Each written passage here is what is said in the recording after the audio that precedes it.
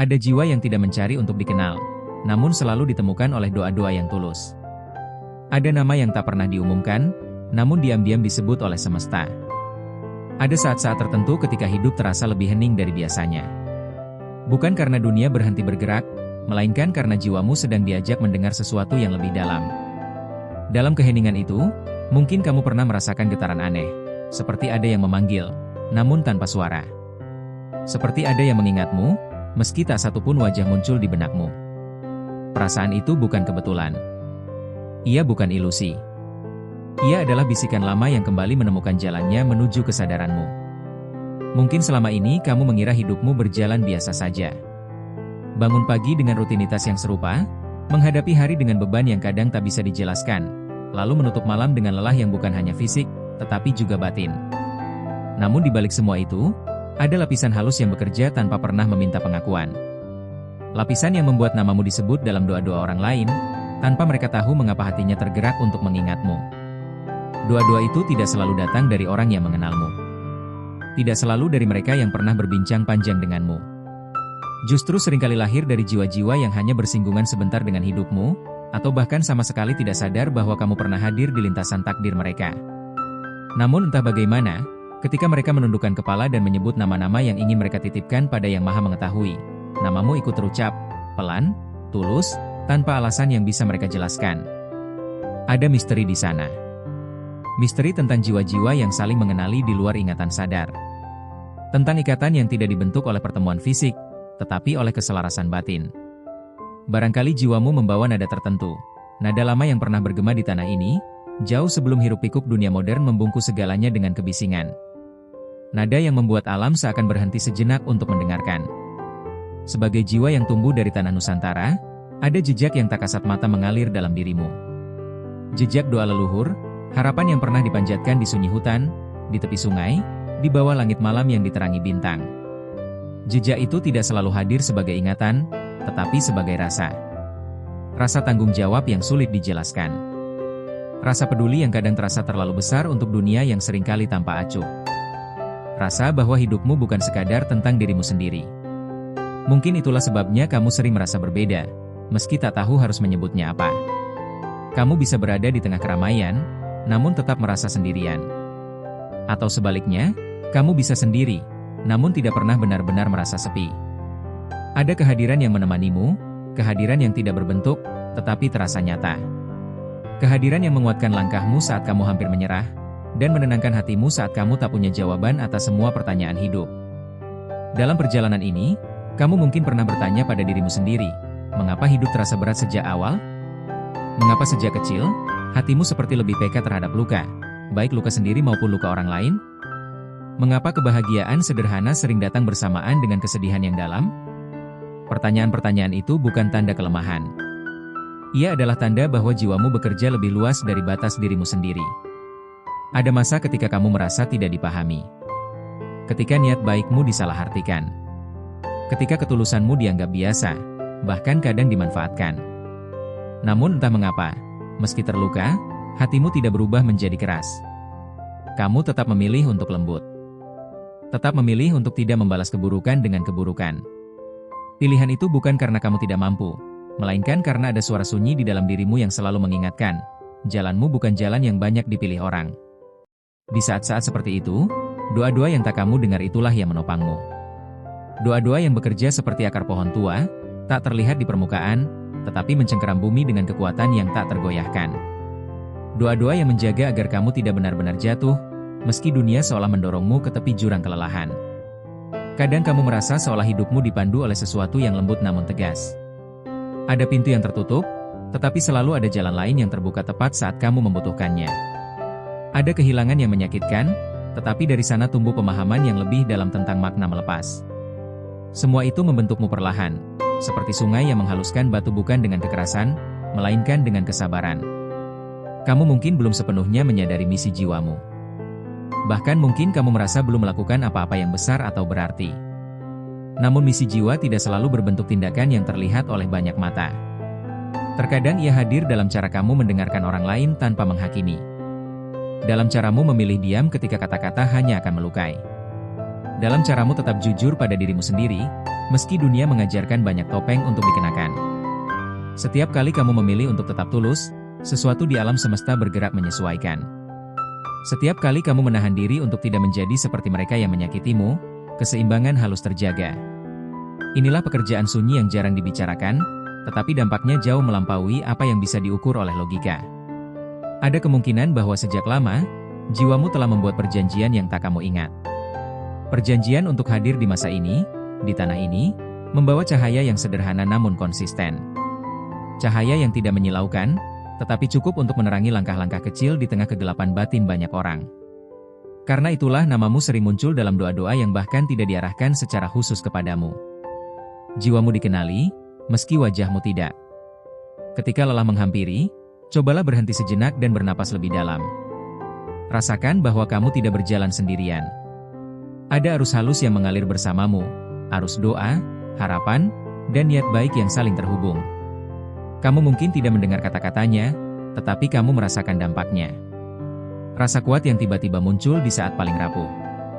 Rasa tenang yang menyelimuti hati di tengah ketidakpastian. Misteri ini bukan untuk ditakuti, melainkan untuk disadari dengan lembut. Tidak semua hal harus dijelaskan agar bisa dimengerti. Ada kebenaran yang hanya bisa dirasakan oleh jiwa yang mau diam dan mendengar. Dan mungkin, dengan mendengarkan narasi ini, ada bagian dari dirimu yang mulai terbangun, bagian yang selama ini sabar menunggu untuk diakui.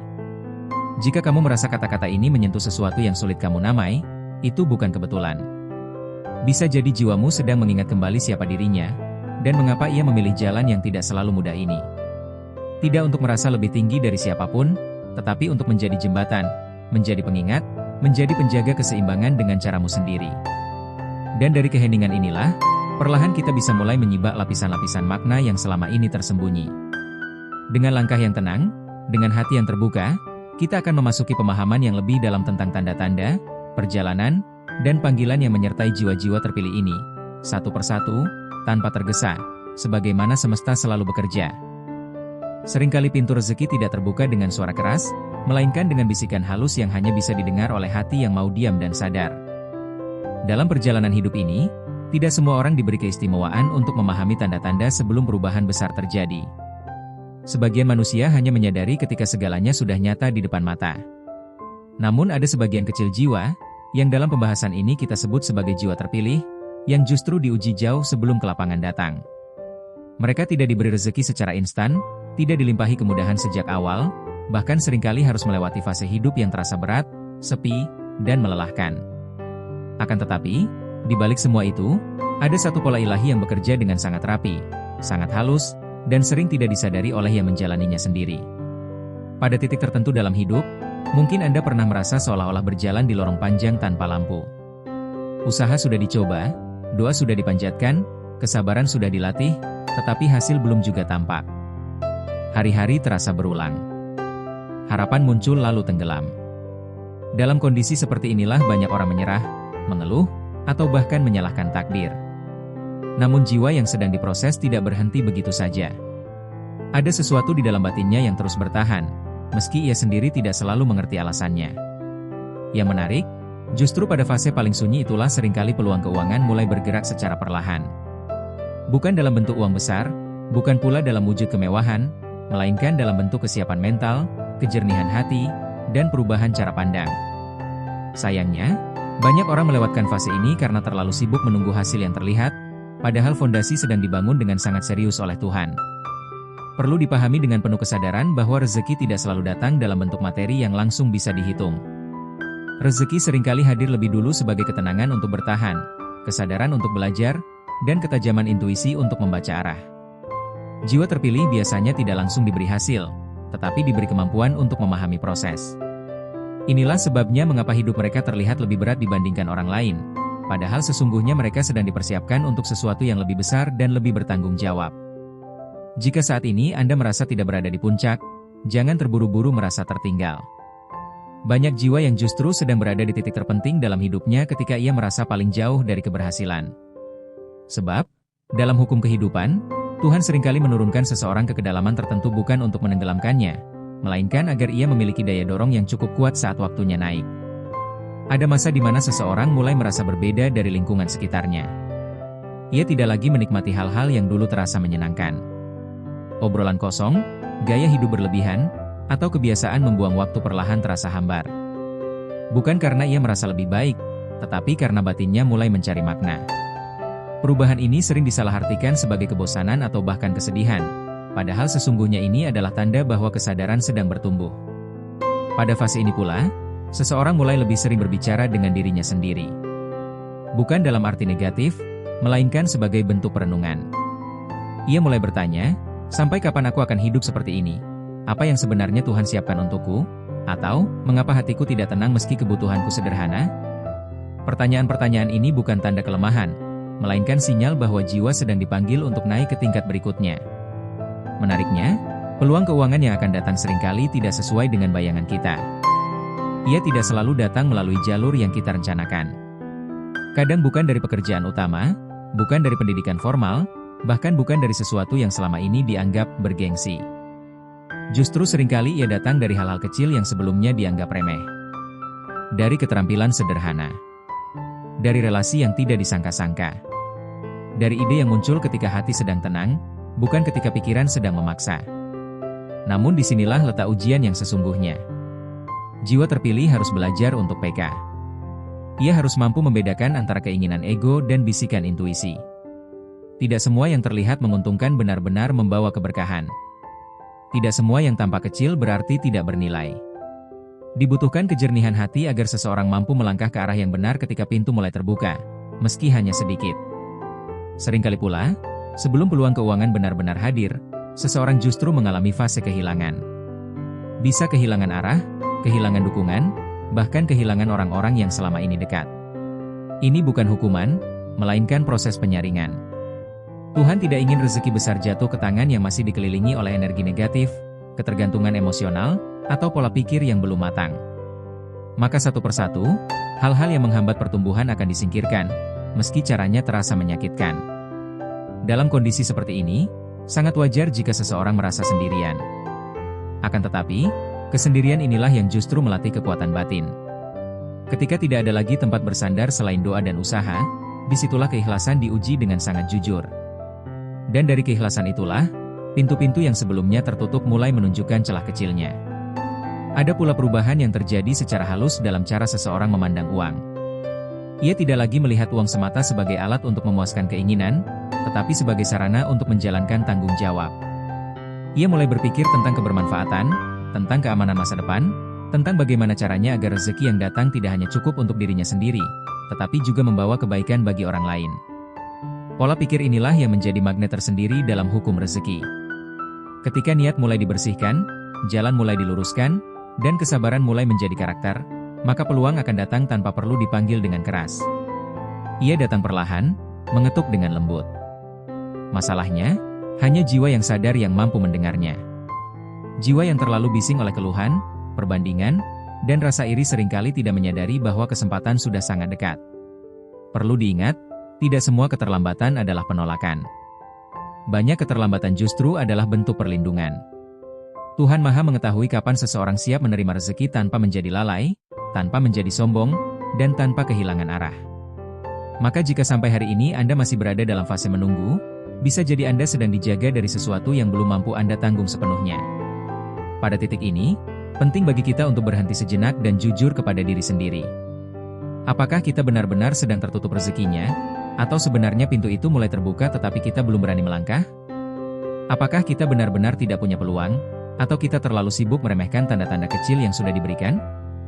Kesadaran seperti inilah yang membedakan antara mereka yang hanya menunggu keajaiban dan mereka yang dipersiapkan untuk menerimanya.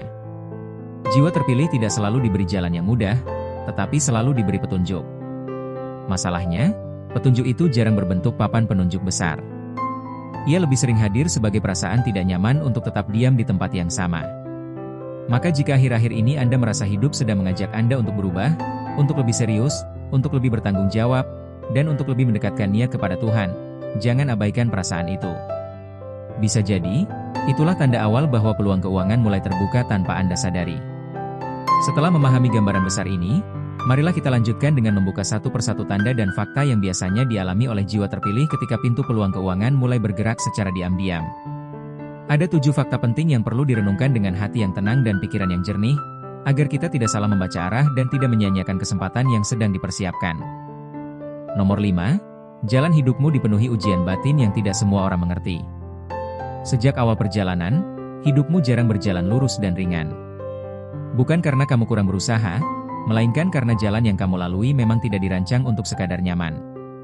Ada fase-fase panjang di mana kamu harus berhadapan dengan dirimu sendiri, dengan rasa sepi yang tidak bisa dijelaskan, dengan pertanyaan-pertanyaan yang tidak menemukan jawaban di luar. Ujian-ujian ini seringkali datang bukan dalam bentuk peristiwa besar yang dramatis, tetapi dalam tekanan batin yang terus-menerus, dalam rasa lelah yang tidak terlihat oleh mata orang lain. Kamu belajar tentang kehilangan lebih awal dari kebanyakan orang. Bukan hanya kehilangan sosok atau keadaan, tetapi kehilangan rasa aman, kehilangan keyakinan lama, bahkan kehilangan versi dirimu yang dulu.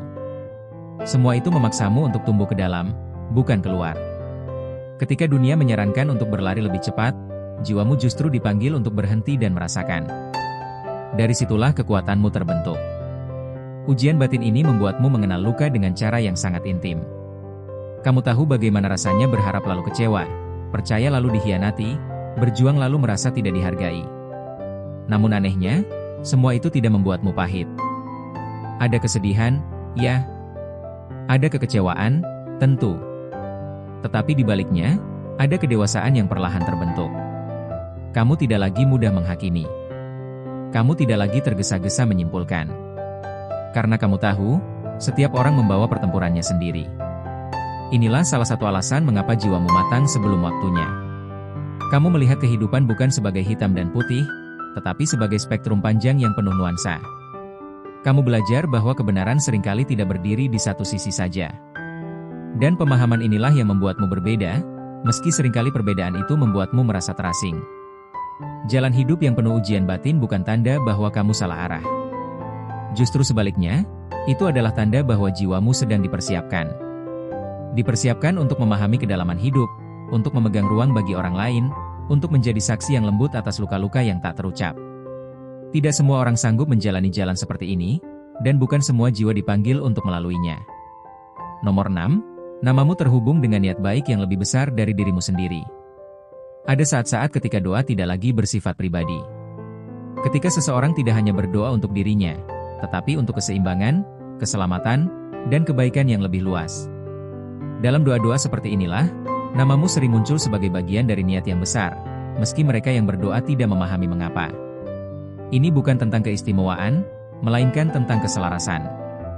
Jiwamu selaras dengan niat baik yang kolektif. Ada frekuensi dalam dirimu yang sejalan dengan harapan akan dunia yang lebih lembut, lebih adil, dan lebih sadar. Ketika seseorang berdoa dengan hati yang bersih untuk kebaikan bersama, jiwamu merespons, dan hubungan itu terjalin secara alami. Keterhubungan ini seringkali membuatmu merasa terpanggil untuk peduli, bahkan ketika kamu tidak mendapatkan apa-apa secara langsung. Kamu mudah tergerak oleh ketidakadilan, oleh penderitaan yang bahkan tidak menyentuh hidupmu secara pribadi. Kadang kamu bertanya-tanya mengapa hatimu terasa berat melihat hal-hal yang orang lain anggap biasa. Jawabannya sederhana namun dalam, jiwamu tidak berdiri sendiri.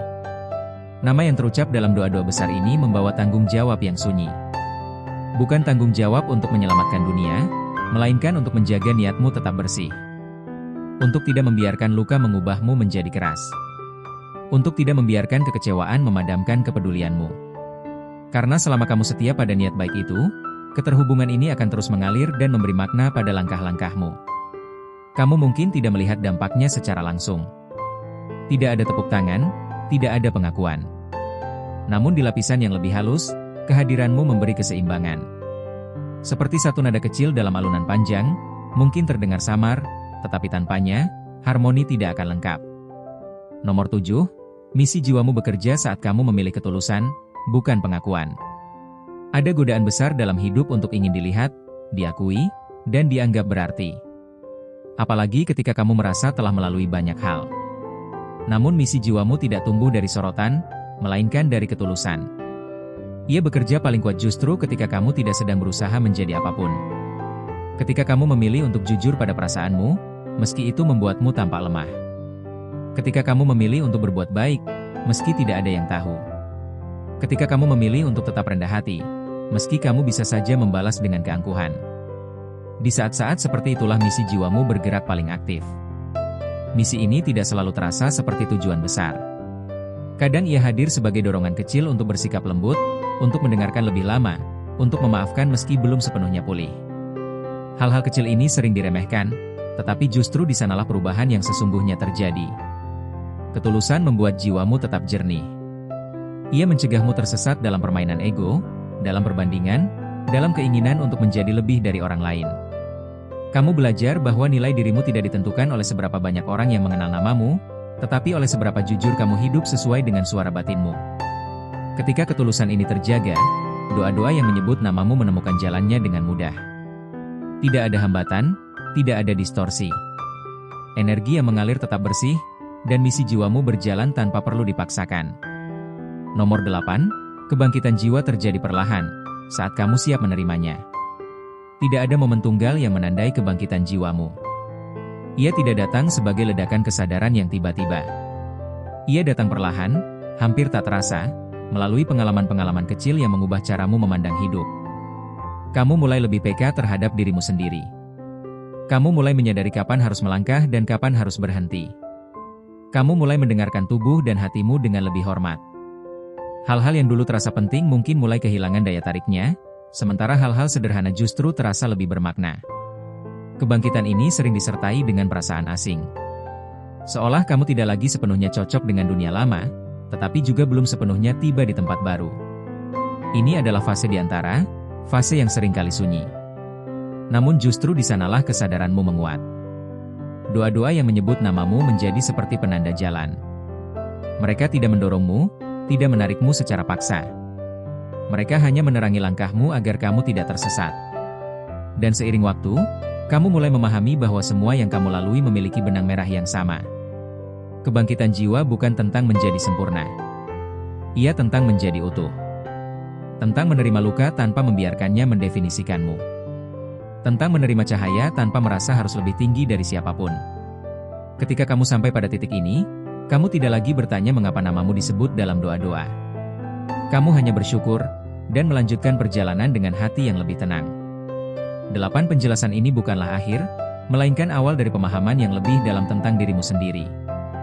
Jika kata-kata ini terasa dekat, biarkan ia tinggal sejenak di hatimu. Karena yang benar-benar penting bukanlah seberapa banyak yang kamu pahami hari ini, tetapi seberapa lembut kamu memperlakukan jiwamu dalam proses mengingat siapa dirimu sebenarnya. Pada akhirnya, seluruh pembahasan yang telah mengalir panjang ini bukanlah tentang membangun keyakinan baru, bukan pula tentang memberi label khusus pada siapapun. Ia adalah cermin yang diletakkan dengan lembut di hadapan jiwamu, agar kamu dapat menatap dirimu sendiri dengan lebih jujur dan penuh kasih. Semua yang telah dibahas, tentang nama yang disebut dalam doa-doa tanpa disadari, tentang jejak lama yang mengalir dalam darah batin, tentang kehadiran yang menenangkan, tentang perlindungan yang tak terlihat, tentang ujian batin yang membentuk kedewasaan, tentang keterhubungan dengan niat baik yang lebih luas, tentang misi jiwa yang bekerja melalui ketulusan, hingga tentang kebangkitan yang terjadi perlahan, sesungguhnya merangkai satu benang merah yang sama. Benang itu adalah kesadaran. Kesadaran bahwa hidup tidak pernah berdiri sendiri. Bahwa setiap langkah, setiap luka, setiap keheningan, dan setiap doa saling terhubung dalam jalinan yang jauh lebih luas daripada apa yang dapat dipahami oleh pikiran sehari-hari. Kamu mungkin selama ini mengira bahwa semua yang kamu lalui hanyalah bagian dari nasib pribadi, serangkaian kejadian acak yang harus diterima begitu saja. Namun ketika kamu menengok lebih dalam, dengan hati yang lebih tenang, kamu mulai melihat pola yang lembut namun konsisten. Pola yang tidak memaksamu untuk percaya, tetapi mengajakmu untuk merasakan. Kamu menyadari bahwa namamu yang terucap dalam doa-doa orang lain bukanlah tanda untuk merasa lebih tinggi, melainkan pengingat untuk tetap rendah hati. Ia bukan mahkota yang harus dibanggakan, melainkan amanah sunyi untuk dijaga. Karena doa yang tulus selalu mencari tempat yang bersih untuk berlabuh. Dan ketika ia menemukan jiwamu, itu berarti ada sesuatu dalam dirimu yang masih jujur, masih terbuka, masih mau menjadi wadah bagi niat baik yang tidak menuntut balasan. Kamu juga mulai memahami bahwa membawa jejak lama bukan berarti terikat pada masa lalu. Justru sebaliknya, ia memberimu akar agar tidak mudah tercabut oleh badai zaman.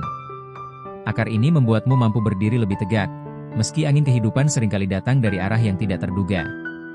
Ia membuatmu peka, bukan rapuh. Ia membuatmu lembut, bukan lemah. Dan dari kelembutan itulah lahir kekuatan yang tidak banyak dimiliki oleh jiwa-jiwa yang memilih jalan yang lebih mudah. Ketika kamu mengingat kembali perjalanan hidupmu, semua ujian batin yang pernah terasa tidak adil mulai menemukan tempatnya. Kamu mungkin masih merasakan sisa-sisa perihnya, tetapi kamu tidak lagi memandangnya sebagai hukuman. Kamu melihatnya sebagai proses pematangan. Tanpa semua itu, mungkin hatimu tidak akan sedalam ini. Tanpa semua itu, mungkin kamu tidak akan mampu hadir dengan ketenangan yang sekarang menjadi bagian dari dirimu. Kamu belajar bahwa tidak semua penderitaan datang untuk menghancurkan. Sebagian datang untuk membuka ruang yang lebih luas di dalam diri. Perlindungan yang selama ini menyertaimu juga tidak lagi kamu pahami sebagai keberuntungan semata. Kamu melihatnya sebagai hasil dari banyak tangan yang terulur dalam bentuk doa, niat baik, dan harapan yang bahkan tidak pernah kamu ketahui sumbernya. Perlindungan ini tidak membuatmu kebal terhadap luka, tetapi menjagamu agar luka itu tidak menghilangkan kemanusiaanmu. Ia memastikan bahwa di tengah kerasnya pengalaman, kamu tetap mampu merasakan empati, tetap mampu menangis, dan tetap mampu berharap. Keterhubunganmu dengan niat baik yang lebih besar dari dirimu sendiri pun mulai terasa lebih jelas. Kamu menyadari bahwa kepedulianmu yang sering terasa berlebihan bukanlah kesalahan. Ia adalah bahasa jiwamu. Ia adalah cara alam semesta bekerja melalui dirimu, bukan untuk menyelesaikan segalanya, tetapi untuk menjaga agar api kebaikan tidak padam sepenuhnya. Kamu tidak diminta untuk memikul beban dunia. Kamu hanya diminta untuk tidak mematikan cahaya kecil yang kamu bawa. Disinilah makna ketulusan menjadi semakin nyata.